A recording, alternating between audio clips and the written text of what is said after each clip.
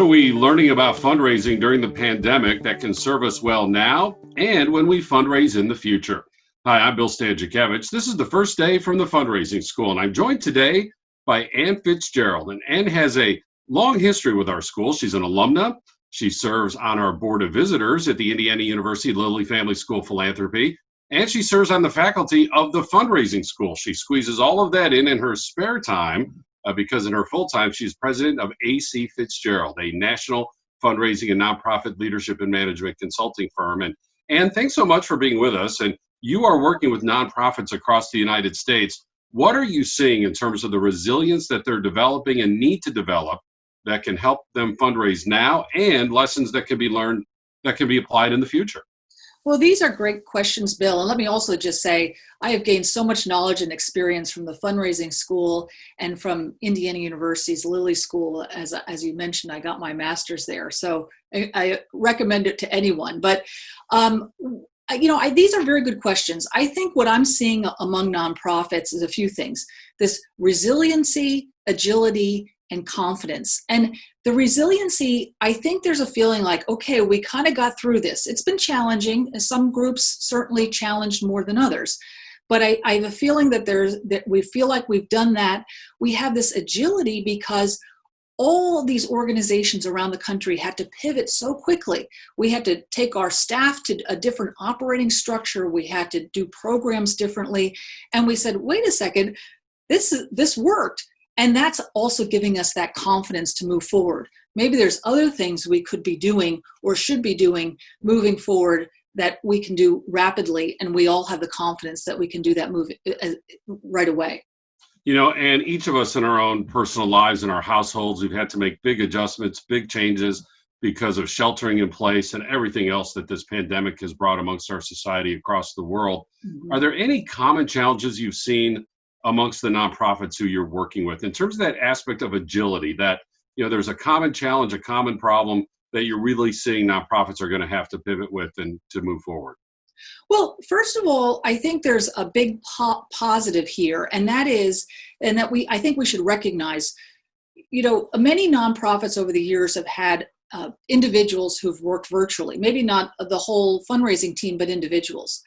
And so that had actually been a fair challenge for some organizations, because a lot of the virtual people always felt a little bit out of the loop.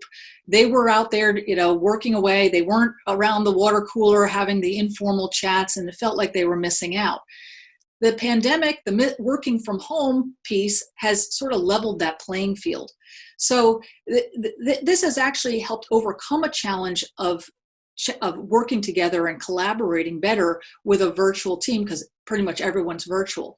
David LaPiana, who's done a lot of work in this space, recently wrote a piece in the Stanford Social Innovation Review about what nonprofits are doing. He surveyed them and found that 82% of nonprofits he surveyed had gone almost entirely virtual.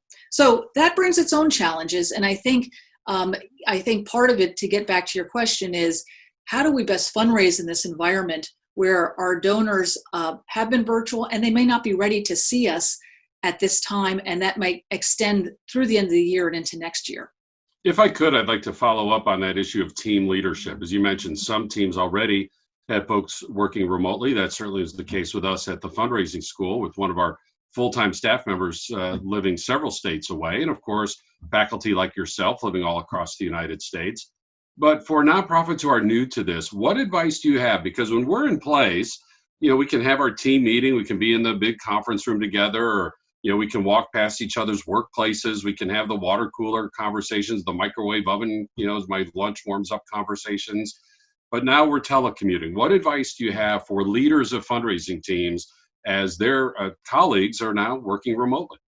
I think you have to start by using every tool you have on hand to facilitate communication.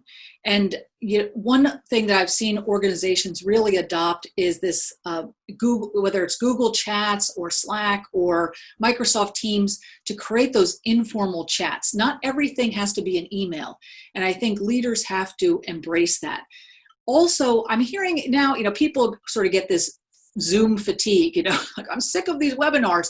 But the face-to-face connection is still very, very important. We know face-to-face connection on some level, even if we have to do it virtually, is important for fundraising. It's important for your team as well. So make sure you're making that effort and continuing to make that effort to connect people. I also want to encourage CEOs to invest in their employees. Look at, they're working from home. That in some organizations, that's going to extend for many, many more months. So what are the investments, and they can be small, but will help facilitate that home office? Does your staff need a better internet connection? Does someone need a better chair? I mean, what are the investments you can make in your staff so that they can work better from home? Some of them are in very tight quarters. So what are some of those just the basic things that are going to facilitate that?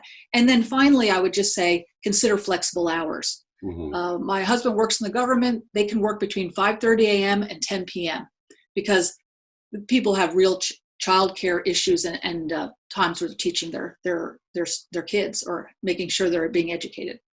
Yeah, and I wanted to amplify that last point, and that is, if people are leading teams, what expectation is realistic in terms of response time? I think about if there was an employee and she had an opportunity to work from home on a given day, well, everybody else is back at the office, they're having their meetings and their commute times and everything. Well, now we're all in front of our laptops at the same time. And so it would seem that could increase an expectation that an email will be responded to faster and that work will happen, more quickly. And I know I've fallen into that as well. It can become very weary as the bounce back and the replies keep happening at a faster pace. But alone, as you mentioned, people are caring for young children. Some are caring for their senior citizen parents, things of that nature, and other responsibilities around the home. What advice do you have for leaders of fundraising teams? Because they want to get the work done of the organization. People are being paid to still get their job done, but finding that right level of flexibility with now they have their home responsibilities occurring at the same time and that faster pace of work that can come about when we're telecommuting. Well, I think it starts with helping the employees who are working virtually to understand that they have an important responsibility to actually over-communicate. They have to share what their situation is. I think a lot of times employees think that managers can read their minds or instinctively understand the stresses in their households. So you have to over-communicate on that level. And I think that, again, the CEOs have to think about what other tools can they deploy that will give more clarity of who's online and who's working and who's not. T-Sheets is one tool that connects to QuickBooks. That could be a tool that organizations use. There's many, many online tools, but something that it just encourages accountability for everybody, but also it gives clarity to the team as who is available right now to be responsive. And if the cat walks across the screen while you're having the meeting, welcome to life in the pandemic, right? That's right.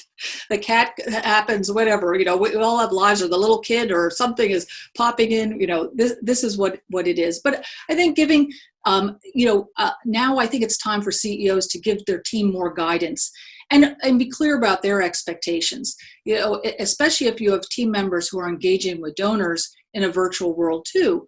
How can we best share with them best practices? This may not be the time to wear your scruffiest t-shirt when you're talking to a donor, so give them the guidance. Don't expect everyone to understand this instinctively.